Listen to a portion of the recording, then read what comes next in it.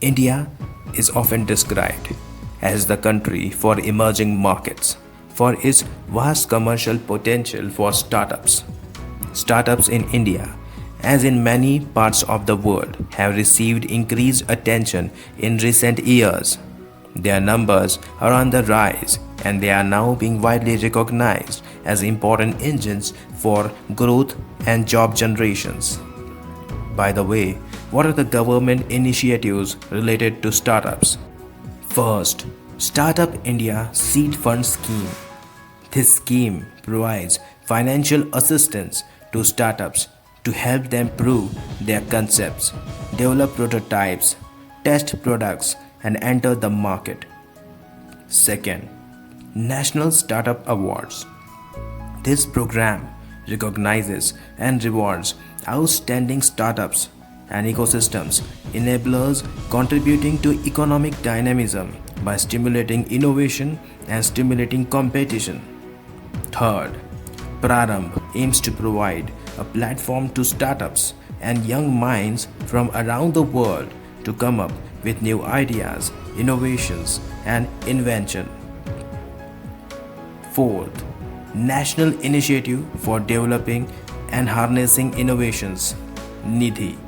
It is an end-to-end plan to double the number of incubators and startups in the duration of 5 years. What are the major challenges related to startups? First, lack of forward thrust to innovation. India's education system lacks vocational training and industry exposure that keeps students deprived of pursuing innovation. As a result of this, the Indian higher education system lags behind in terms of and development.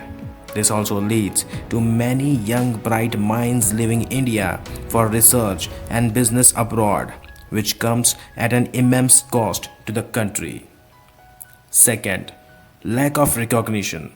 Since nearly 70% of Indian population lives in rural areas that are still deprived from reliable internet access, consequently, many village startups go unrecognized and are deprived of government funding initiatives. Third, bootstrap nature. For running a startup, a significant amount of working capital is required. Many startups in India, especially at early stages, are bootstrapped, that is, self-funded through founders' own savings, since domestic funding is limited. As a result, majority of startups in India fail within first 5 years, and the most common reason is lack of formalized funding. What should be the way forward out of this? First, School Entrepreneurship Corridor.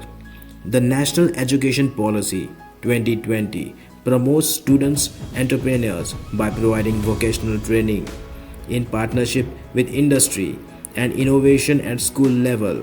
This can have a favorable impact on the startup ecosystem in India if entrepreneurship skills are integrated with the education curriculum under new education policy.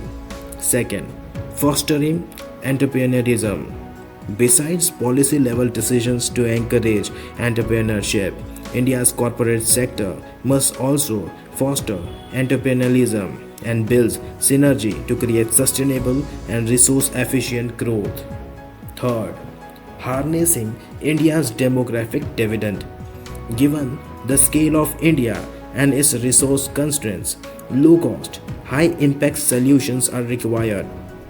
Technology startups must be incentivized, especially in the field of semiconductor, space, and artificial intelligence, to harness the potential of India's demographic dividend to the fullest.